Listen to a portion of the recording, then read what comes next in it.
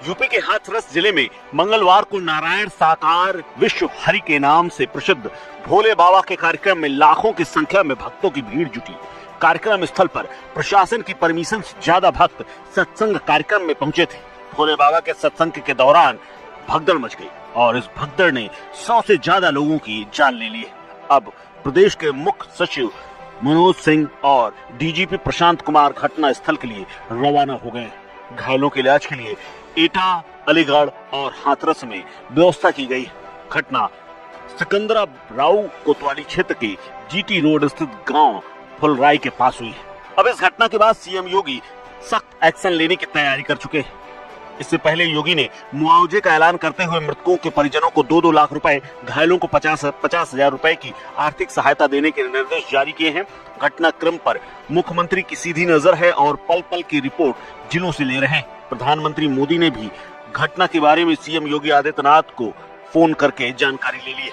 इसके साथ ही 2 मंत्री, मुख्य सचिव, डीजीपी मौके पर पहुंच रहे हैं। इसके अलावा एडीजी, आगरा कमिश्नर, अलीगढ़ के नेतृत्व में टीम गठित कर घटना के कारणों की जांच के निर्देश दे दिए गए। मुख्यमंत्री ने इस पूरी घटना की 24 घंटे के अंदर रिपोर्ट तलब की। इसके अलावा सरकार कार्यक्रम के आयोजकों के विरुद्ध एफआईआर दर्ज करके कड़ी कार्रवाई करने की तैयारी में है। इसके लिए बाकायदा एलआईयू से रिपोर्ट मांग ली गई है और आयोजकों समेत कैसे परमिशन हुई, कैसे क्या व्यवस्था थी, इसके बारे में डिटेल रिपोर्ट तलब कर ली गई। मुख्यमंत्री योगी आदित्यनाथ ने जनपद हाथरस हादसे में दुख जताते हुए मृतकों के शोक संतृप्त परिजनों से संवेदना व्यक्त की है।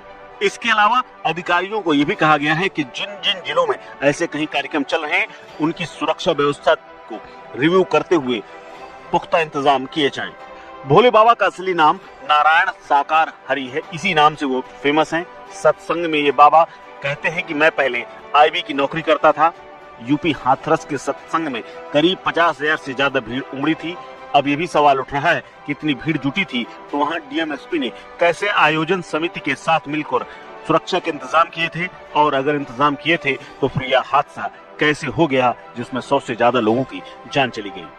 वहीं प्रत्यक्षदर्शियों की माने तो संत भोले बाबा का प्रवचन सुनने के लिए एटा हाथरस बॉर्डर के पास रतिभानपुरा में बड़ी संख्या में लोग जुटे थे। पंडाल में भयानक उमस और गर्मी के कारण लोगों को रहा नहीं जा रहा था। अंदर बैठे हुए लोग जैसे ही कार्यक्रम खत्म हुआ तो बाहर निकलने की जद्दोजहद में जुट गए। इसी के चलते भगदड़ मच गई। कुछ लोग ये भी बता रहे हैं कि बाबा पंडाल छोड़कर जब जा रहे थे तो उनके चरणों की धूल लेने के लिए तमाम लोग भाग रहे थे, तभी यह हादसा हो गया है। घटना के बाद घटना स्थल पर पुलिस प्रशासन, एम्बुलेंस पहुंचने में भी काफी विलंब हुआ क्योंकि पूरी सड़क में जाम लगा हुआ था। घटना स्थल के स्थानीय लोग बताते हैं कि जितने भी घायल थे उन्हें अस्पताल में वो अपने वाहनों से लेकर गए। कुछ लोग एटा की ओर भागे, कुछ लोग अलीगढ़ और कुछ लोग हाथरस। इसके अलावा सीएमओ एटा ने भी अपने यहाँ 25 महिलाएं और 2 बच्चों की मौत की बात कही है। इसके अलावा लखनऊ से कई बड़े अधिकारी भी मौके पर पहुंच रहे हैं। इसके अलावा अस्पतालों और पोस्टमार्टम हाउस में लाशों का अंबार लगा है। स्थानीय लोगों का यह भी कहना है कि मरने वालों की संख्या बहुत ज्यादा है और चूंकि हाथरस, अलीगढ़ और एटा में शव पहुंचे हैं, ऐसे में सब के मृत्यु का अनुमान अच्छा खासा है। फिलहाल इस खबर में इतना।